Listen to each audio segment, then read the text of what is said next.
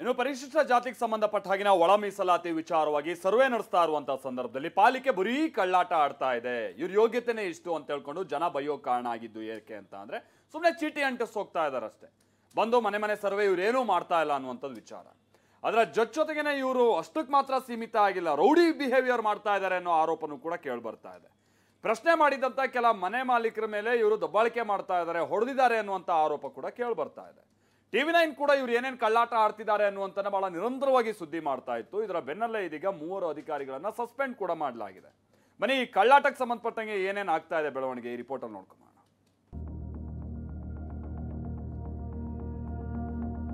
ಕಸ ಗುಡಿಸೋರು ಬಂದ್ಬಿಟ್ಟು ಸ್ಟಿಕ್ಕರ್ನ ಅಂಟಿಸೋದಕ್ಕೆ ಬಂದಿದ್ದಾರೆ. ದಾಖಲಾತಿಗಳನ್ನ ತಗೊಳ್ದೆ ಮಾಹಿತಿನ ಪಡೆದೇನೆ ಸ್ಟಿಕ್ಕರ್ ಅಂಟಿಸ್ಬಿಟ್ಟು ಇದನ್ನ ಪೂರ್ಣಗೊಳಿಸಿದ್ವಿ ಅಂತ ಹೇಳಿ ಮಾಡೋದು ತಪ್ಪಲ್ವಾ ಅಂತ ಕೇಳಿರೋದಕ್ಕೆ ಅವ್ರ ಮೇಲೆ ಹಲ್ಲೆ. ಈ ಸರ್ಕಾರ ಗೊಂದಲ ಸೃಷ್ಟಿ ಮಾಡದೇ ಇರುವಂತ ಹುನ್ನಾರವನ್ನ ನಡೆಸಿದೆ. ಸಿದ್ದರಾಮಯ್ಯನವರಿಗೆ ಸಾಮಾಜಿಕ ಕಳಕಳಿ ಕಾಳಜಿ ಇಲ್ಲ.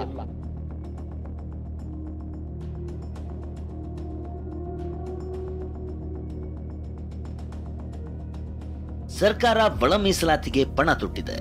ದಲಿತರು ಈ ಸಮೀಕ್ಷೆಗಾಗಿ ಕಾದು ಕುಳಿತಿದ್ದಾರೆ. ಪರಿಶಿಷ್ಟ ಜಾತಿಯ ದತ್ತಾಂಶ ಕಲೆ ಹಾಕುವುದಕ್ಕೆ ಅಧಿಕಾರಿಗಳು ಫೀಲ್ಡ್ಗಿಳಿದಿದ್ದಾರೆ.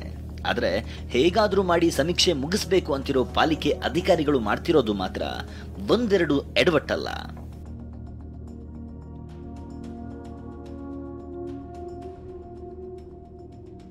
ಬೆಂಗಳೂರಿನಲ್ಲಿ ಪಾಲಿಕೆ ಸಿಬ್ಬಂದಿ ಮನೆ ಮನೆಗೆ ಭೇಟಿ ಕೊಡಬೇಕು, ಮನೆಯವರನ್ನ ಮಾತನಾಡಿಸಿ ಬಳಿಕ ಸ್ಟಿಕ್ಕರ್ ಅಂಟಿಸಬೇಕು. ಆದರೆ ಪಾಲಿಕೆ ಸಿಬ್ಬಂದಿ ಇದ್ಯಾವುದನ್ನೂ ಮಾಡ್ತಿಲ್ಲ, ಬದಲಿಗೆ ಬರೀ ಸ್ಟಿಕ್ಕರ್ ಅಷ್ಟೇ ಅಂಟಿಸಿ ಬರ್ತಿದ್ದಾರೆ.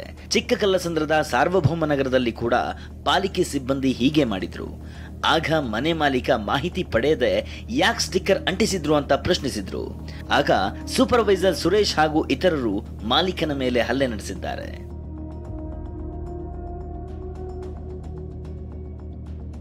ಪೌರ ಕಾರ್ಮಿಕರು ಮನೆ ಮನೆಗೆ ತೆರಳಿ ಸ್ಟಿಕ್ಕರ್ ಅಂಟಿಸೋ ಕೆಲಸ ಮಾಡ್ತಿದ್ದಾರೆ. ಇದಕ್ಕೆ ಪ್ರಶ್ನೆ ಮಾಡಿರೋದಕ್ಕೆ ಹಲ್ಲೆ ಮಾಡಿರೋದು ಸಂಬಂಧಿಕರನ್ನ ಕೆರಳಿಸಿದೆ. ಕಸ ಗುಡಿಸೋರು ಬಂದ್ಬಿಟ್ಟು ಸ್ಟಿಕ್ಕರ್ನ ಅಂಟಿಸೋದಕ್ಕೆ ಬಂದಿದ್ದಾರೆ. ಸೊ ಇದು ಯಾವ್ದಕ್ಕೆ ಮಾಡ್ತಿದ್ದಾರೆ, ಏನು ಅನ್ನೋದನ್ನ ಕೇಳಿದ್ದಾರೆ.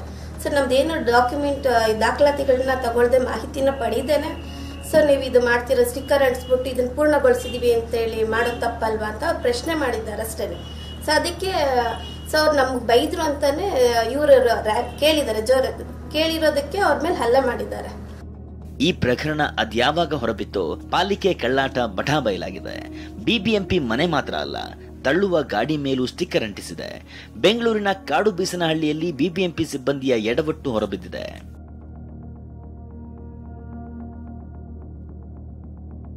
ರಾಜಧಾನಿಯ ಹಲವೆಡೆ ಬೇಕಾಬಿಟ್ಟಿಯಾಗಿ ಸರ್ವೆ ಕಾರ್ಯ ಮುಗಿಸಿ ಸೈಲೆಂಟ್ ಆಗಿದ್ದ ಪಾಲಿಕೆ ಸಿಬ್ಬಂದಿಯ ಎಡವಟ್ಟಿನ ಬಗ್ಗೆ TV9 ನಿರಂತರ ವರದಿ ಬಿತ್ತರಿಸಿತ್ತು. ಈ ಬೆನ್ನಲ್ಲೇ ಎಚ್ಚೆತ್ತ ಪಾಲಿಕೆ 3 ಅಧಿಕಾರಿಗಳನ್ನ ಅಮಾನತು ಮಾಡಿದೆ. ಕಂದಾಯ ವಸೂಲಿಗಾರ ಸೆಂದಿಲ್ ಕುಮಾರ್, ಪೆದ್ದರಾಜು ಹಾಗೂ ರೆವಿನ್ಯೂ ಇನ್ಸ್ಪೆಕ್ಟರ್ ರಮೇಶ್ ಅಮಾನತ್ತಾಗಿದ್ದು ಕರ್ತವ್ಯ ಲೋಪ ಎಸಗಿದ್ದ ಅಧಿಕಾರಿಗಳ ತಲೆದಂಡವಾಗಿದೆ. ಈ ನಡುವೆ ಸಿಎಂ ಸಿದ್ದರಾಮಯ್ಯ ಅವರನ್ನ ಮಾಜಿ ಸಚಿವ ಎಚ್ ಆಂಜನೇಯ ಭೇಟಿ ಮಾಡಿದ್ರು. ಭೇಟಿ ಬಳಿಕ ಮಾತನಾಡಿ ಸಮೀಕ್ಷೆ ಮಾಡದೆ ಸ್ಟಿಕ್ಕರ್ ಅಂಟಿಸೋದು ಸರಿ ಇಲ್ಲ ಅಂತ ಖಂಡಿಸಿದ್ರು.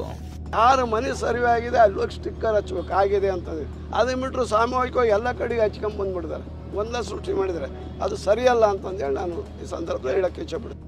ಈ ಎಲ್ಲ ಬೆಳವಣಿಗೆಗಳ ಬಗ್ಗೆ ಬಿಜೆಪಿ ಸಂಸದ ಗೋವಿಂದ ಕಾರಜೋಳ ಹಾಗೂ ಮಾಜಿ ಕೇಂದ್ರ ಸಚಿವ ಎ ನಾರಾಯಣಸ್ವಾಮಿ ಸುದ್ದಿಗೋಷ್ಠಿ ನಡೆಸಿದ್ದಾರೆ.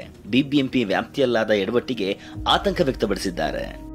ಈ ಸರ್ಕಾರ ಗೊಂದಲ ಸೃಷ್ಟಿ ಮಾಡದೇ ಇರುವಂತ ಒಂದು ಹುನ್ನಾರವನ್ನ ನಡೆಸಿದೆ ಅಂತ ಹೇಳಿ ಅದಕ್ಕೆ ಸಿದ್ದರಾಮಯ್ಯನವರಿಗೆ ಸಾಮಾಜಿಕ ಕಳಕಳಿ ಕಾಳಜಿ ಇಲ್ಲ. ಬೀದಿ ಬದಿಯ ತಳ್ಳುವ ಗಾಡಿಗಳ ಮೇಲೂ ಸ್ಟಿಕ್ಕರ್ ಅಂಟಿಸಿರೋದು ಒಳ ಮೀಸಲಾತಿ ಸಮೀಕ್ಷೆಯಲ್ಲಿ ಪಾಲಿಕೆ ಕಳ್ಳಾಟ ಅನಾವರಣ ಮಾಡ್ತಿದೆ.